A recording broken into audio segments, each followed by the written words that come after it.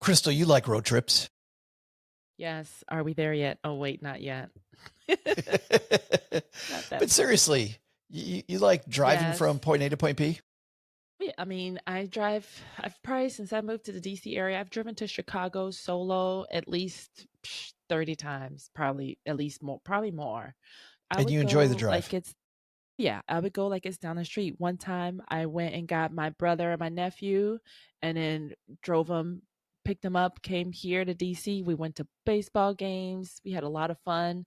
Then a week later, I drove them back and then I came back like it was down the street. 10 Wow. hours like it's down the street. I love driving.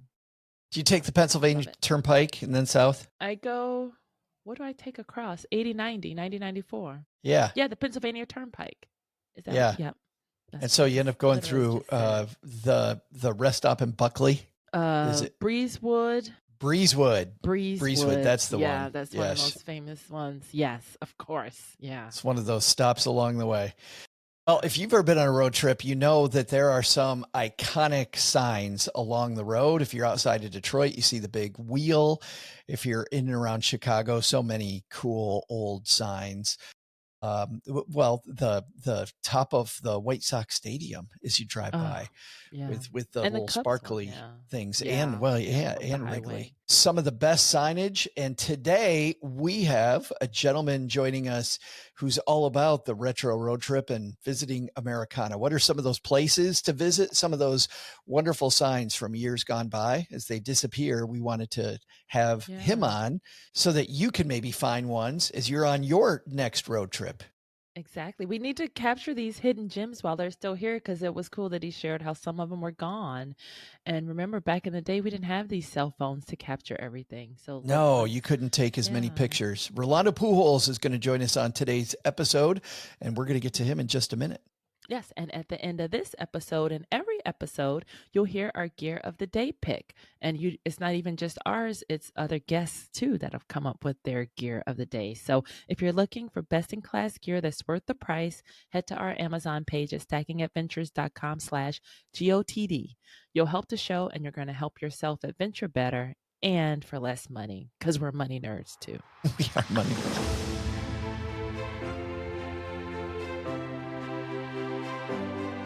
Ready for adventure? From vacation to staycation, and from the mountains to the beach. This is the Stacking Adventures podcast.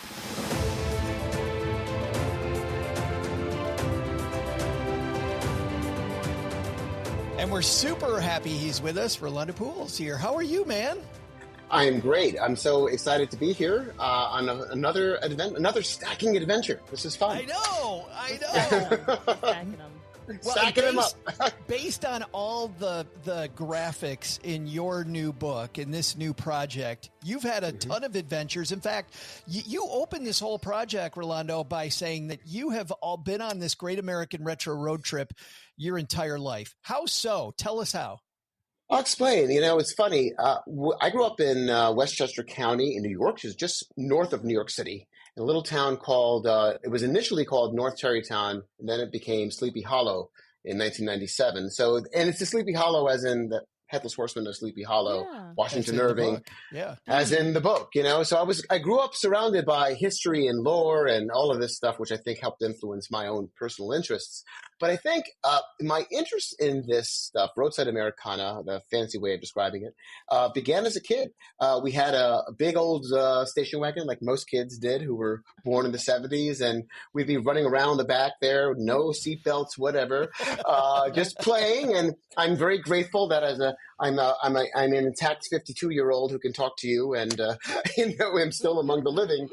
But from that back seat, I was always looking out the window, very curious about the America that was passing right outside the station wagon, and all the places that I would see on these trips, whether they be nearby in town or in Westchester or in the metro area, but even on those big long trips. And one of the there was one particular road, Route 119, where as a kid I would pass a number of old timey diners with neon signs. There was an old Holiday Inn with the big, massive old sign. They used to call those the great signs that were all eradicated in the 80s. I can talk about that later. There was all this interesting stuff that it was eye candy. And as a kid, it just really made a tremendous impression on you. You were curious about these places. Even then, they felt heaven sent, or like sent from another time or another dimension. And they captured my interest from the very, very beginning. And my interest in them only grew over time, especially as when you took more trips and you saw more of these places around the country, you began to then notice that these places were not, they were not going to be around forever. You came to rely on seeing that muffler man outside the gas station, and then one day you drive by and the muffler man is no longer there. What happened to the muffler man? And so you begin to ask these questions, and so the interest built slowly, I would say, over time as a kid, teenager, then off to college and into my career, working as a journalist initially at a number of newspapers, then later in television. But the interest never went away. But I would say that it was really in the early 2010s, where I began to share these pictures on Instagram. And initially, it was, kind of an occasional thing I would do, or the Instagram was a mix of things. And every so often I threw in a neon sign or a funny little buildings shaped like a hot dog or whatever it might be. And I began to notice that people really responded not so much to the selfie or the picture of what I had for lunch, but to the picture. Nobody cares about me. They care about the signs, and they care about the Roadside Americano. And then I was so interested in this stuff that I began to do more research. So it went from just being a place where a digital diary of sorts, where I would just drop a picture and put it out there, to began to do research. I began to dig into newspaper archives, and I began to go online and do these deep hour-long dives, make phone calls, do reporting, and began to write these little essays about these places. And it went from this occasional thing to the point where at one point I was posting every single day with a little well-crafted essay and a gallery of pictures. And it sort of picked up steam, and people began to get interested in it. And got picked up by some news sites and then some influencers. And every time that would happen, your audience would grow. Instagram seemed to like it and shared it with more people. So we very quickly, in 2019, I probably had, 2,000 or 3,000 followers maybe. And within a few years, we were up around 90,000 or thereabouts, And so it grew fairly quickly. And it was just an absolutely wonderful thing to witness and to be a part of, because here was this thing that I cared so much about that for years I felt like this was a quirky thing that me and maybe 5 other people cared about. Not true at all. You quickly realize that there's this whole universe of people who appreciate this stuff, but then also other people like you who are documentarians as well, who are going around the country looking for these same things. And that, to me, led to some really, really strong and special friendships with people that, they kind of slide into your DMs on Instagram and you become friendly, and then you agree to meet this person that you've never seen who lives across the country or God knows where, and you take a trip to this place, and you're taking some chances, but and they're probably thinking this guy's a nut too, and this is not going to end well. But we always would have a great time, and we would go on these kind of quote unquote sign hunting trips in various destinations. We'd do some research, but then we would also just see where the road took you on any particular day. So it's been, to me, a creative outlet, but also a great opportunity to make friends, both people that I've met in real life who share these passions, people who follow my work, with whom I become friendly online. And all of this eventually led to the dream email that you always hope to get and never expect to, especially if you're kind of always wanted to write a book, but never had the courage, let's say, to put together a proposal and start shopping it around. Or what do I do? Do I find an agent? All of this. I just was in a state of total flux about it, so I just kind of ignored it. And then out of the blue, I get this wonderful email from an editor at Artisan Books, which is part of Workman and Hachette here in New York. And they're like, hey, we love your stuff. They spotted it on a newsletter that was produced by Neil Patrick Harris, the Sure. folks who run that newsletter, Wondercade. They had interviewed, the editors there had interviewed me, and that newsletter gets huge distribution and brought me a ton of followers. And one of those followers was a influential book editor in New York. And You never know. dreams do come true, right? Serendipity, right? I couldn't believe it. And I said, "Are you interested in writing a book?" And I was like, just like, I can come over right now, I was afraid to scare her away from my immense enthusiasm for the idea. And a couple of years later, here I am talking to you guys and on this next step of this wonderful adventure I'm on. This interview is probably the height of the whole thing. I'm sure, Rolando. It goes uphill we're from stacking, and this is the top of the stack. Here we are. Absolutely. Well, and it's funny because I thought, you have to be a certain person of a certain age would like this. Yeah. And I thought, okay, as a guy I'm 57, I'm like, these old signs matter so much to me. And I remember so I went to Michigan State and Ohio State. I always have to. Yeah. So there you go. We got it. We got the map, Yeah. So. We got a little fight going on there. But anyway, one of us went to a fantastic One-sided. Right. But in East Lansing, just outside of East Lansing, was this wonderful grocery store, Rolando, and it had this woman in neon that would go back and forth, and she's pushing a shopping cart. The shopping amazing. Cart woman. And it was this incredible sign. This shoe store went in there, and everybody was freaking out. They thought that they would take it down. But this is how cool this shoe store, and it still is a beautiful shoe store. They left her out front, and they light her every night. So even though it's no longer a supermarket, grocery store, you still get the lady with the shopping cart every night. And, but you're not seeing that. You're seeing these signs go bye-bye.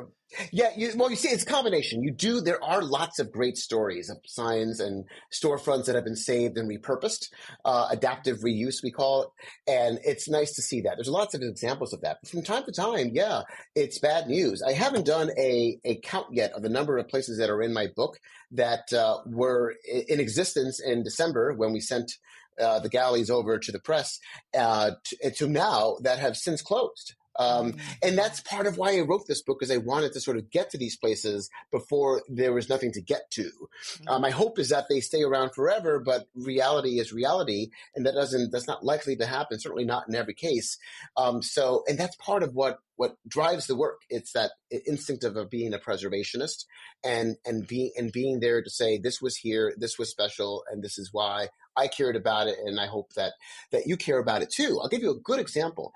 Yesterday, I just sent out my newsletter on Substack, where I basically the Roadside Americana newsletter. So I share a lot of news about these kinds of places and their status and what's going on, and give people tips on where to visit. It's a fun read. And just as I sent that out, I got a comment on an old post that I did a couple of years ago on a video store in Beaumont, Texas, called Suncoast Video. You might remember the movie. Suncoast Motion Picture Company. Remember Suncoast? There were hundreds of them all around the country in malls. They had that great neon sign. You go inside, and it was this completely overwhelming experience. You can just smell the VHS tapes and all the other stuff that was the grid, the vinyl, and all of that, and the jewel boxes for the CD. Remember they called them jewel boxes for the CDs? And then you could never open them. It was anyway, whatever. So this wonderful place that I traveled all the way to this part of Texas to see a couple of years ago to photograph, because it was one of two that was left in the country, closed. And so the individual had come on my Instagram feed to tell me, hey, just so you know, this is no more. I went by there the other day and I was so sad.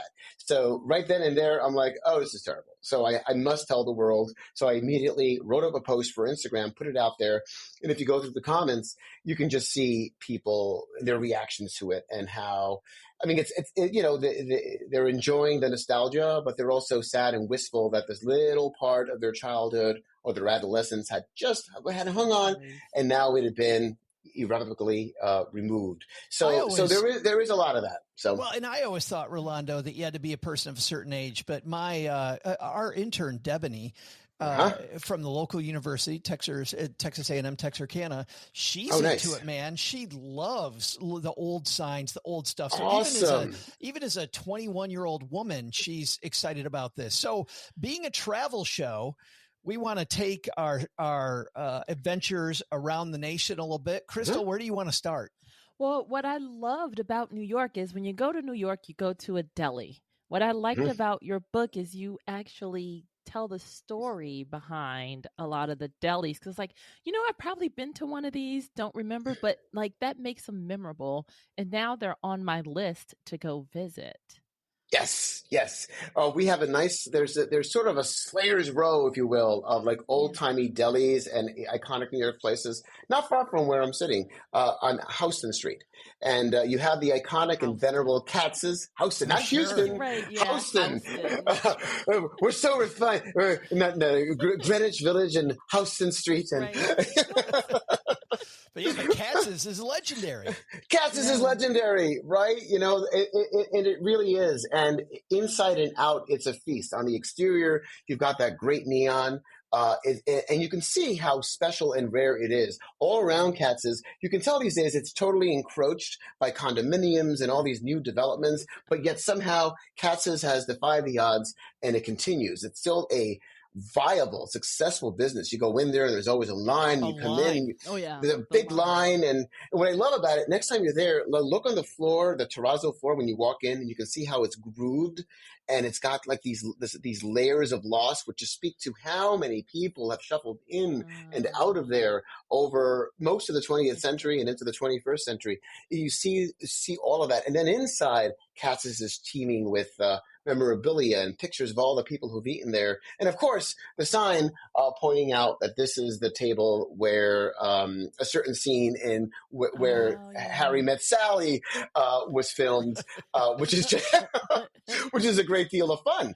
And that's all right there in Katz's. You could spend a whole afternoon in there, but then you'd be missing out. If you spent all day in there, then you'd be missing out some of the other places that are right down the street, like Russ and Daughters, which is a legendary kind of appetizing place. And you can it's been there for over 100 years. And what's interesting too, it's a pioneering business, one of the, if not the first business in America that where it wasn't like Russ and Sons, it was Russ and Daughters. A business that was run by women or co-run by women, which makes it in and of itself very historic.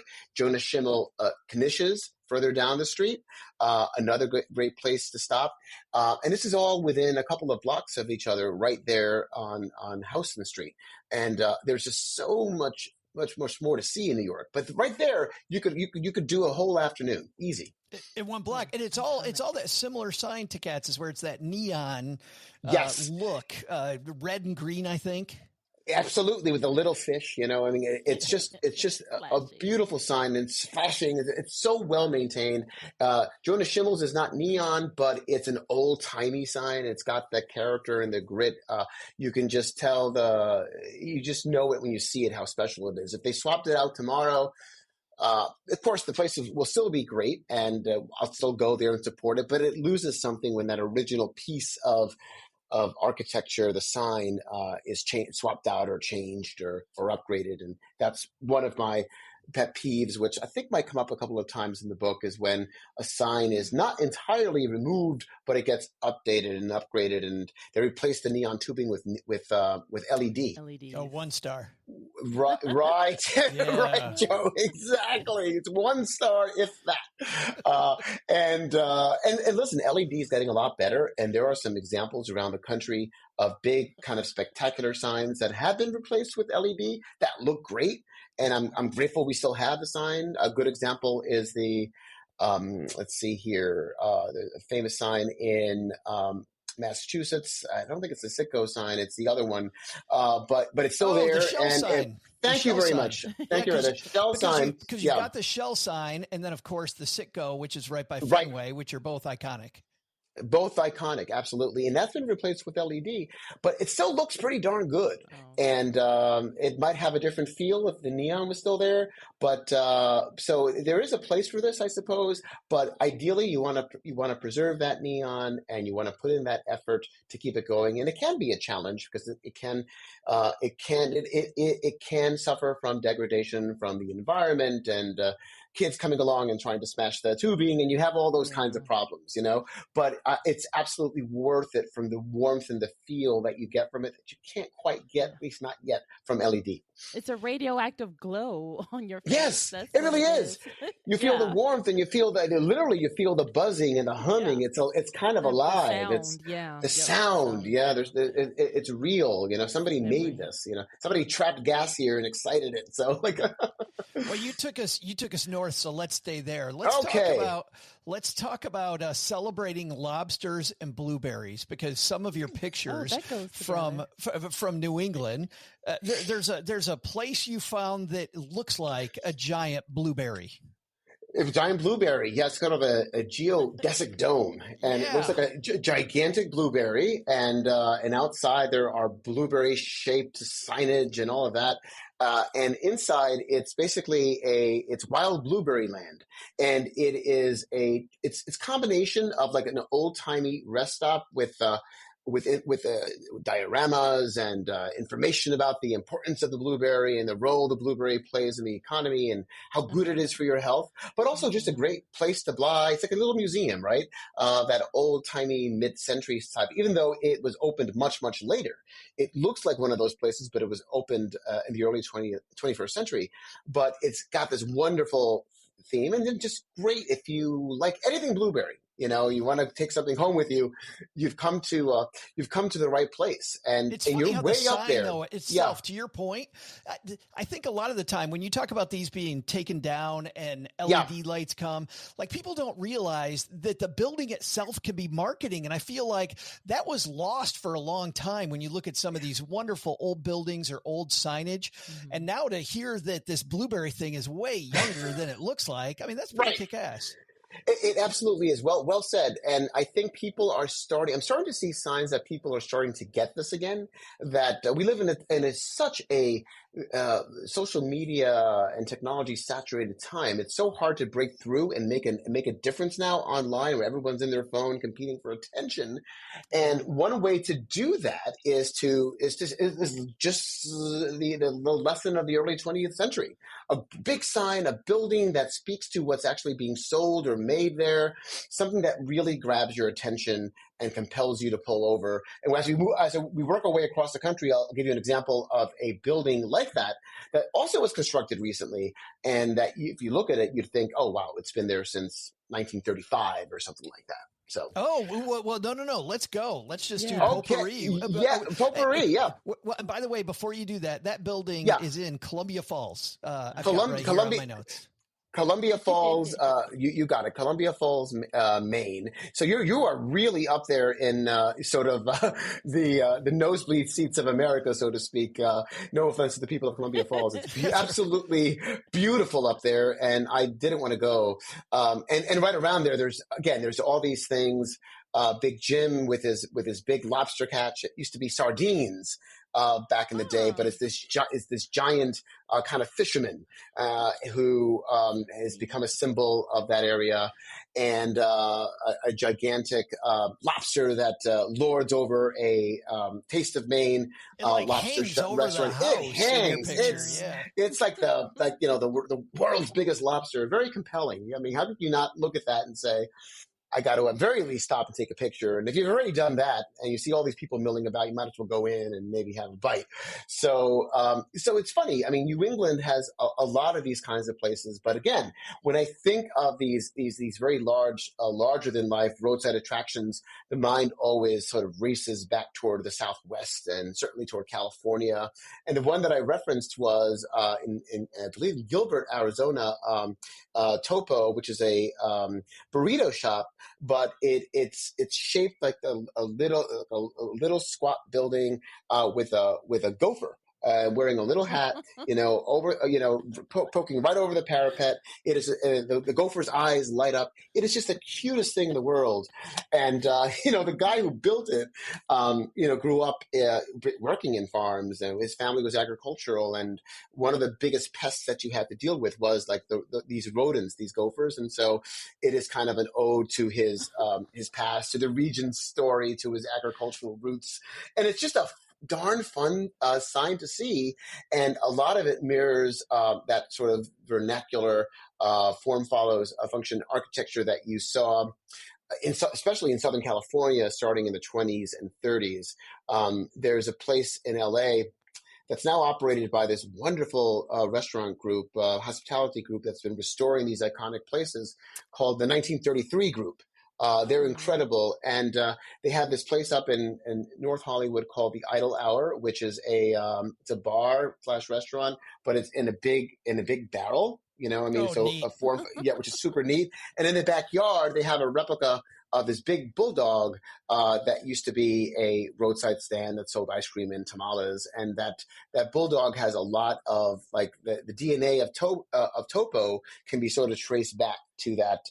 It's almost a loving gesture to that bulldog, and similar buildings like that were constructed in the 20s and 30s during those great years when cars were becoming affordable, right? The Model T, and you can finally, the road system was slowly being built out, and folks were getting their first real taste of freedom. I could get behind a car. What will I find? And they wanted to make sure that if you passed by, a business, that you would stop. And what better way to get you to stop than create something compelling to get you to take that picture, but more importantly, open up your wallet and leave a few, stimulate the local economy a little bit. So yeah, such good stuff. And then there's a place too that's right here in my backyard. I was like, hey, I kind of have a hidden cameo in your book. And do you remember Old Town Alexandria in Virginia? Yep. Old Town Alexandria. Yep. Yeah. Yep. So we have a Frisch's Big Boy in front of an ice cream. Well, it's a custard shop, and I actually made all the curtains that are hanging in that shop. The ice house. The big boys used the to ice house everywhere, and those are disappearing, I feel like. But you made all those curtains. Yeah. You did?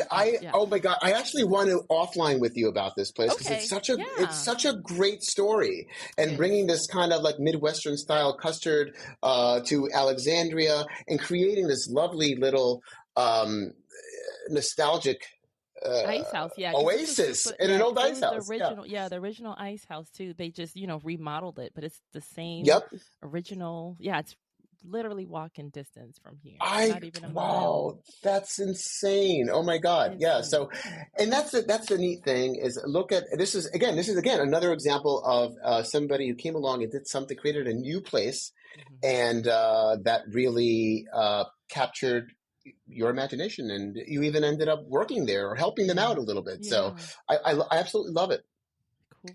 On the topic of food, one company that has not gotten rid of, well, I want to go someplace else, Crystal. I do want to get there. Yeah. But you were talking about Gilbert, Arizona and the Southwest, and that just made me think about your whole section on Roswell, which really celebrates aliens. But one company just across the map we can talk about that does a pretty good job, I think, of preserving some of the older restaurants is McDonald's. Like you've got a picture of in Roswell, it's shaped like a spaceship, like an alien spaceship. But there was another one, and this one was kind of gross. They celebrate the Boll Weevil in one community. I don't even remember where the Boll Weevil is, but why the hell do we have a Boll Weevil McDonald's experience? It's kind of frightening because, I mean, as I write in the book, this is to be a place to be avoided if you suffer from either a fear of clowns or fear of insects, So, and if you fear both, just stay out of Enterprise, Alabama. Just do not do it. I'm warning you. So outside of this McDonald's, there is a Ronald McDonald who's been turned into a kind of a boll weevil, this insect that was devastating to the local economy when it was ravaging cotton crops. And so the town sort of embraced this little pest and has a monument to it. And there's other representations of the Boll Weevil around town, and the local McDonald's store said, "Hey, we're going to get into it, and we're going to create a Ronald McDonald that's actually a Boll Weevil." It's kind of a little bit creepy, Kinda troll, and huh? exactly. It was so creepy looking in the book. I turned the page and it just Yeah, it's like, captured my attention immediately. I was like, oh man. Oh, and you know what's funny is that I wanted to get that picture so very badly, and I started that day in Orlando, Florida, and if you sort of look at a map, Orlando and Enterprise, Alabama, they're not near each other. No, you got a long. You have a long ride, and so I hit a lot of stuff on the way there, but I knew somehow, some way, I'm going to get to this Boll Weevil, and it was like after sunset, I still made it work. I got there, I took the picture, exhausted, and I'm like, okay, now I can go to the hotel. So I've got him. But it's funny you mentioned McDonald's. McDonald's is definitely a theme in my book, and I write and post a lot about McDonald's throughout the book. McDonald's is one of those institutions that is something that we all share in common. I mean, we all have stopped at McDonald's. It's very hard to go very far in America without running into a McDonald's, certainly on a road trip. And so whatever we may think about the food or its contributions or lack thereof to American culture, McDonald's is a place that we have to wrestle with and contend with and deal with.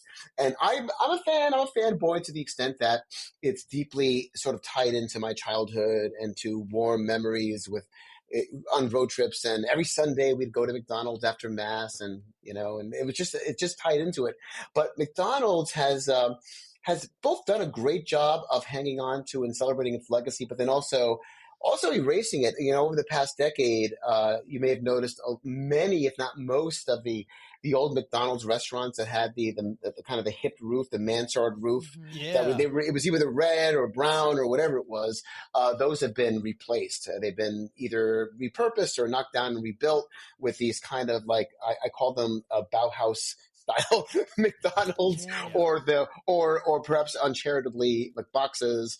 I say this with love, McDonald's, but it's taken away some of the roadside charm. But there are still plenty of McDonald's out there that are interesting and that do reflect the local culture.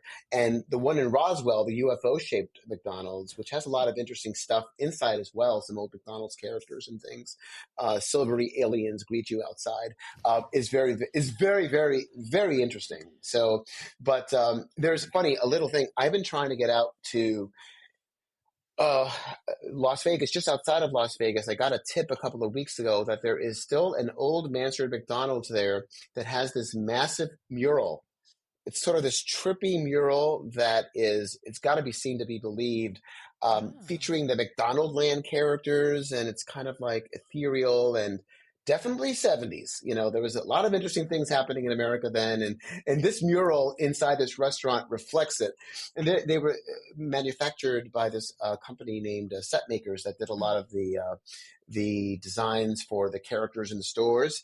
And so far as I know, it may be the only one of its kind, this mural, the only one left. The other restaurants have been demolished, or maybe there's another one out there, but I believe this is the only one that's around. And I know I have to think of myself, unfortunately, as almost the Grim Reaper. Like when I hear about a place that's endangered, I'm like, oh no, that means it's going to go very, very soon. So I know the minute I think it, they're like, we think it's time to renovate this place. I send out some telegraph. Stop thinking. Just stop it. So I want to get out there before it is upgraded, which probably will be, just to sort of see it for myself and share it with other people, because I know they'll love it. But yeah, it is kind of sad that oftentimes you do feel like the Grim Reaper. You arrive at a place, you take a picture, you document, you share excitedly that it's still there, and then a couple of weeks later, you get a little note in a DM on Instagram, oh, bad news, that place you visited is no more. So it's a constant sort of battle to keep up with this and get to places before they're gone. Where do you want to go next, Crystal? Well, I was going to say, and it's tough because back then there were no cameras, like we have on our cell phones to take pictures of it in its prime. So we we're kind of looking at history, looking at it now too before it goes. Absolutely. Photos are so rare from anywhere between before the year 2010.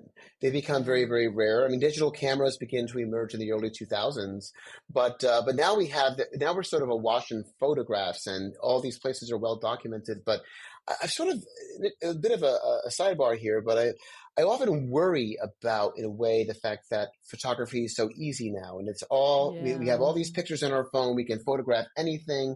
But where will this stuff live when you get rid of your phone, or when the day comes that these social media networks disappear, or you shut down your account, or that hard drive fails you, or whatever? It might be gone entirely. Whereas back in the day, there may have been fewer pictures, but they were more likely that they were printed and they were put in an album, or they were on a slide. So now they were a big deal. So now you go to a thrift shop and you find, and it can be sad when you find somebody's pictures in an old album or whatever, but it survived, and in its own way, this family story continues, and you can find all kinds of interesting things going through these old slides and albums. Whereas today, photos that people have on their phones or computers, once those computers and phones fail, chances are bye-bye photos forever. So in a way, if Apple got rid of the their storage, I'd be so screwed. Oh, we'd be done. Yeah, because even me, I mean, I'm guilty of the same. I have my hard drives, but most of my stuff is up in the cloud and on Google and on Apple and on Amazon, and it's easy to find that way. But it's also dangerous, to have all your stuff not printed and cataloged in a physical, tangible place. So all the more reason to do a book like this, to have it here. There you go. There you go. Well, what's cool that I love is how in a lot of cases, these old signs become an identity of the place. So a few of them, I mean, you say Babe in the Blue Ox for anybody that's been driving through Minnesota, and you see a Babe in the Blue Ox and that's it.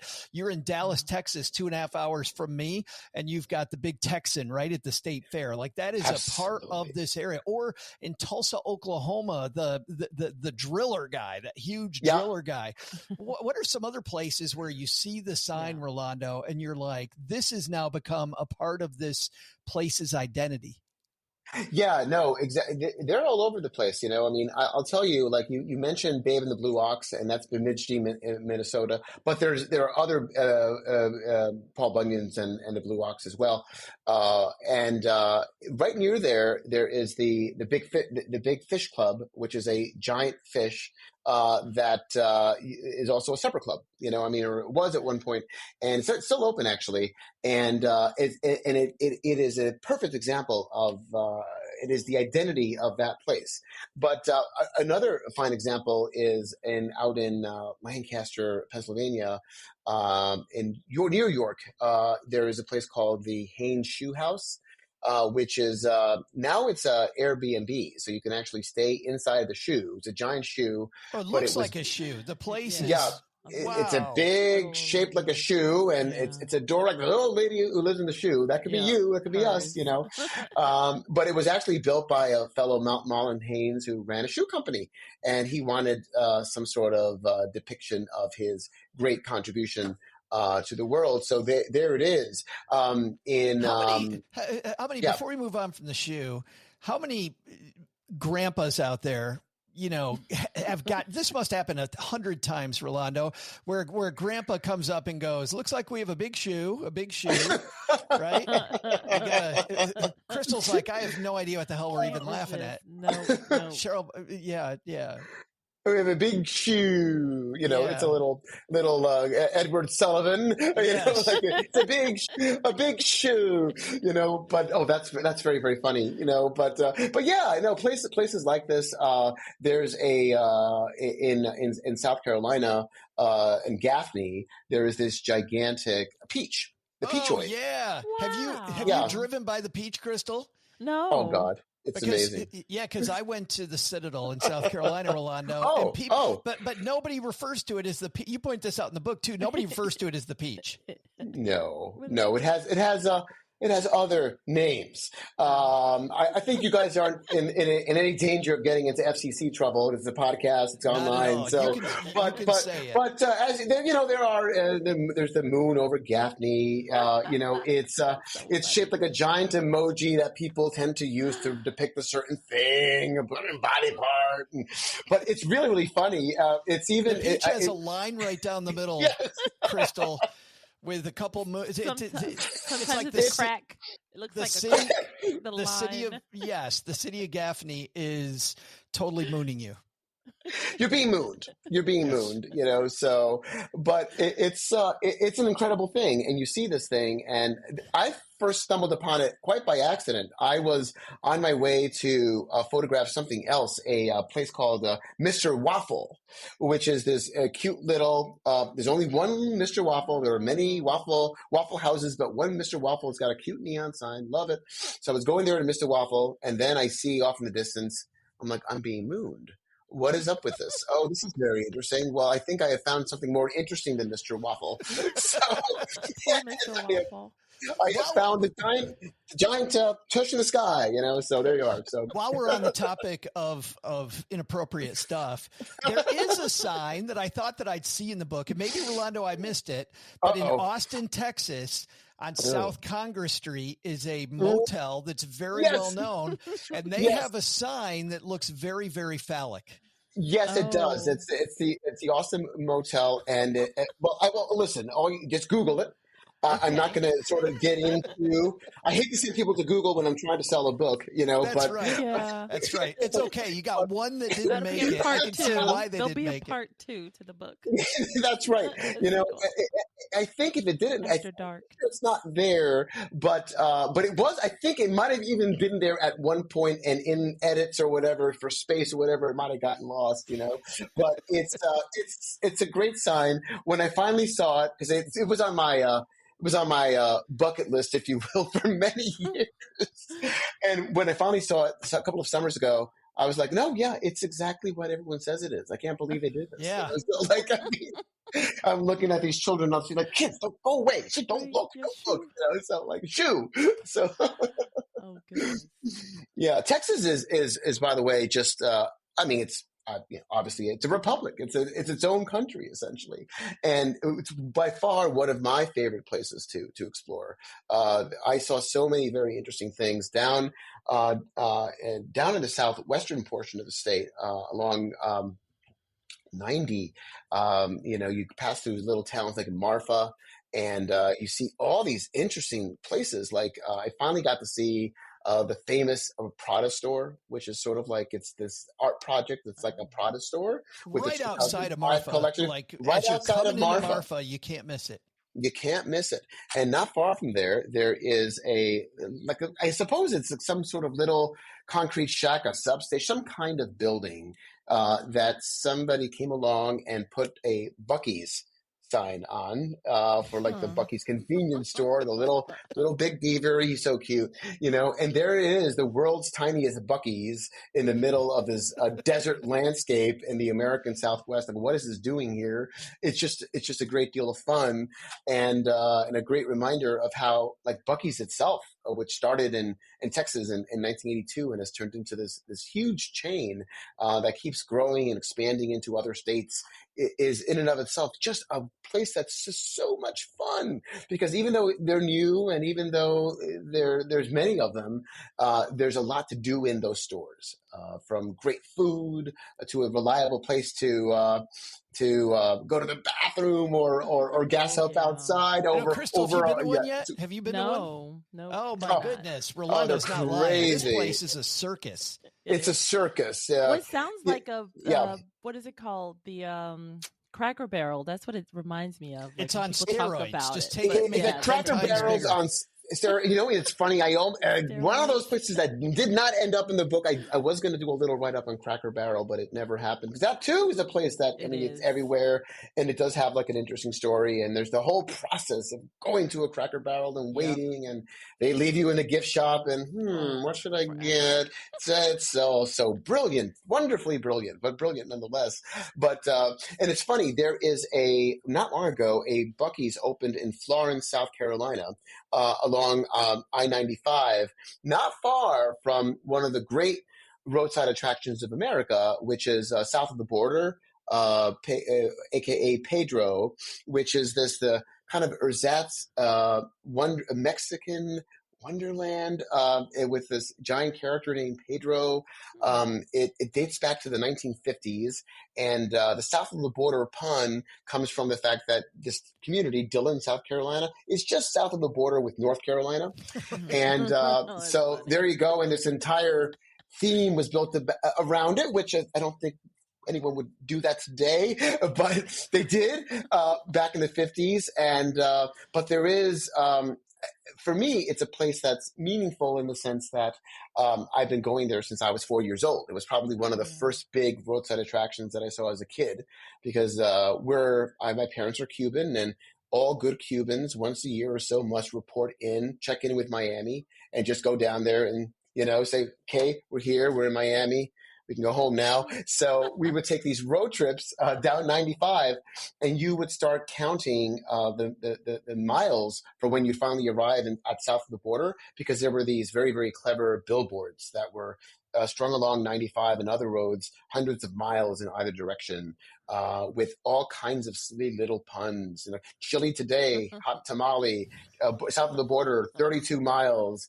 I've never seen sausage place, and it's a big giant sausage, like a big dog, So, yeah. Buc-ee's does that really well now too, with the signs as you see it coming. They've kind of emulated that. They have emulated that brilliantly, and it does create a sense of excitement. Like, oh, only 45 miles? I can make it. That's it. Right. We're bucking for Buc-ee's here. And the grandfather, if you will, of this phenomenon, it could be the old Burma shave? Burma shave, you got it. Yeah, the Burma shave signs, which weren't as big, but there were these signs that were sequentially placed along the road that told a little story. And that culminated in Burma shave. Pick it up, Burma shave, And it was always like a rhyme too, wasn't it? Yeah, it was a rhyme. Yeah, it was very thoughtful, and I should probably write down a couple so I can reference them. And but there is a stop in the Southwest, which near Kingman, Arizona, that has some old Burma shave signs up, so you can have that experience if you want. But the place that really put that style of roadside advertisement on the map was Wall Drug. 100%. I was so glad Wall Drug was in the book. Yes. Yeah. I think of Wall Drug with great joy and just happiness, because one of my first big post-college graduation solo road trips was out to the Dakotas to see Mount Rushmore. One day I woke up, I was living at the time, was working at a newspaper in Allentown, PA. I had a week off. And I'm like, I want to see Mount Rushmore. I've never been there. So I just got in my car and left, and drove out to Mount Rushmore. And I stopped at Wall Drug. And like everyone who first encounters it, if you don't know what it is, you start seeing these billboards. And they keep promising you a cup of free ice water. Free ice water. And you just develop this obsession, like, I must have this water, and it's just irrational. And you pull over and, where's the water? And you have your water, and then you're like, okay, fine, I'll poke around here a little bit. And it's a great deal of fun. And so I went to Wall Drug again for the first time in 25 years, back in November when I was doing research for the book. And then even stopped at another site there in Wall, South Dakota. They have a giant, the mysterious, elusive, mythical character, the animal, the jackalope. I forgot the jackalope. And so in Wall, you have this giant jackalope with the big horns. You can go in there and so campy. So campy. It's ridiculous. Yeah. There's one more place I'd like to shine a light on. I'm glad you're talking now about some of these roadside attractions, because what we do is talk about travel, and a lot of the time you think, is this going to be a ripoff? And they're so campy and it's so fun. One thing one of our adventurers told me to do on a trip to North Dakota made your book, and that was go down the Emerald Highway. No. I'm sorry. it's not called the Emerald, it's called the Enchanted Highway. That's you right. got it. You got Yes. it. You got it. But can you tell everybody about the Enchanted Highway? Because Crystal, this place was so. We started down it. We're like, I wonder what this is going to be. This was a fun ass trip. It was so fun. No, it really, really was, and it got on my radar fairly late as I was doing research for the book, and I began to run across these photos of these gigantic sheet metal structures, these giant birds, and there's even a farming family, and these other gigantic characters. They are just immense, and they're all along the side of this road, which has been named the Enchanted Highway. There was a fellow who grew up in this town, Regent, North Dakota, I believe, we came back to town, wanted to help the town's sort of fortunes, revive the place. It wasn't doing too. There wasn't much in the way of business and or manufacturing to support the economy. So he said, let me, using my own creativity, put this place on the map. And so he had built these gigantic sculptures that extend for 30 miles along this highway that then culminates in a small little town of Regent. And there's a little hotel in town that he runs that's shaped like a castle. And you have a giant depiction of King George slaying the dragon. You know, I mean, this wonderful medieval sort of motif that is in this place. But it's just I wanted to have some representation of North Dakota, a huge state, and for me, I thought, well, what better place than the Enchanted Highway with a name like that and with what the book's theme is. Yeah. And you have to see it to believe it. There's a couple of pictures of it in the book that I think will get your attention. It's out of the way, but it's definitely worth the trouble to get out there. I know when I saw it on the map and we were kind of headed back to the airport to go home, and I thought, do we really want to do this? And I'm so glad, Rolando, we did, because you can see, Crystal, these sculptures are so big, you can see them coming from a couple miles away. Like they are absolutely gigantic, and they have these wonderful big fish on some, talking about the fishing in the region, other ones about hunting in the region. Like every one of these sculptures has its own little part in a bigger story. And it's precisely really beautiful stuff. It's so beautiful. And it was interesting too. It's so desolate that for most of the time I was by myself. I was doing it early in the morning. I'd pull over, I get my pictures, I move on. But eventually I met up with some people randomly who were there, and we started to talk about it. And the minute we both got out of the car, we sort of look at each other and we're like, what is this? How did you hear about this? How did you hear about this? And we just stood there and said, and just sort of took it all in and kind of reveled in the utter absurdity of it. But I hope that if this book even sends a handful of people to this town, that would make me very, very happy. Hopefully it'll do a lot more, because it deserves that kind of love. It's just a very, very special place. And it's got that. It's just I think one of the things that ties all these places together is that these all reflect a certain streak of American ingenuity and creativity. How Americans always think of, what can I do that's big and brassy and it's going to get attention, that says something about myself, that says something about my town.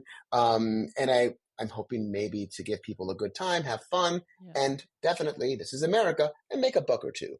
And that is what I think ties so many of these places together. And it's why I think at some level it resonates with us, because we sort of get it. We see America and a part of ourselves perhaps reflected back at us. And it's great for storytelling. Darn right. Absolutely. I mean, if you want to tell a good yarn, each one of these places has like a compelling story. So many cool stories. Yeah, so many cool stories. Great experience. The book is called The Great American Retro Road Trip. What I like about it, this is what I think, Crystal, for our adventures. What you do, you take the book, you find a few places near the thing you were going to anyway on your adventure, because they're all over America. You take us everywhere. Or where you live, too. Yeah, your own backyard. Yeah, even in your own backyard. It was so cool to see some of the Detroit stuff, like in Allen Park, there's the big there's the big wheel, you got the big tire. Just seeing from the World's Fair. Yeah. We all grew up with, and Crystal, like in your backyard, you had some. Yeah. So the Great American Retro Road Trip, and it's available everywhere, I assume. Everywhere, exactly. Everywhere, wherever you buy books, you can get a copy available for pre-order through the 24th of June, and then after that, it's in stores. So And you have your own anywhere else. website too. Yeah, And exactly. Substack. It's a Substack, and it's called The Retrologist, and it's all about these special places. So if you're, it's a kind of a word that I coined. So retroologist, like Like it. what is it, the doctor of retro or whatever you want to call the You're the expert world's on first. retro. Yeah, it's I'm the first, and I believe I will be the only. But that's okay. One retrologist is enough for a generation. So someone's got to do it. Might as well be me. So I like it. Well, I'm adventures, feeling you know, old. Go see your retrologist. I know. Have you seen a metrologist? 4 out of 5 metrologists recommend that at the age of 60, you no. So Get in the car and go. exactly. That's my advice. Oh man. Adventures, you know what the mission is. We talked to Rolando today. What are some of the iconic signs where you live? And you know what? We could all go visit each other. So please, some of those iconic retro places that you absolutely love, like that awkward side in Austin, Texas, or the Big Texan. We actually have some cool retro stuff here in Texarkana, and I know you do too, Crystal, where you live. We have a People's Drug storefront still. It's a restaurant now, but yeah, it was cool to see People's Drug. People's Drugs, exactly. You know, which was a big chain back in the day, and I've been actually through Texarkana as well. And you're constantly weaving from welcome to Texas, welcome to Arkansas, welcome to Texas. That's exactly right. But it was fun. I spent the night there. I think on the Texas side, I was a little turned around. So our job is to confuse you, but we do have an inordinate number of hotel rooms because people on the road trip are always like, "I'm going to drive to the border and then I'll stop here." Crystal still doesn't think I live in a real place, so we'll see. Made up word. Like, what is Texarkana? Adventures? Made up word. How do our adventures contribute with their stories and their places, Crystal? Yes, please head to stackingadventures.com/mystory because we want to hear your stories about the places. And we'll do that episode in about a month. But Rolando, thank you so much. Yes. I know we're a year out from Route 66 and the big anniversary, Route 66. And man, if people want to see retro stuff, just drive Route 66. Do the whole road. I did it in 2013 in 9 days, and it's a part of me that is still exhausted from it. I did it in 9 days. It was crazy. But try not to do it in 9 days, or better yet, take it in chunks. Do a little bit here, do the Illinois part, and then and just work your way across. But it is worth it, and I guarantee you, it will. That trip will change your life. It's one of the most special things that you can do.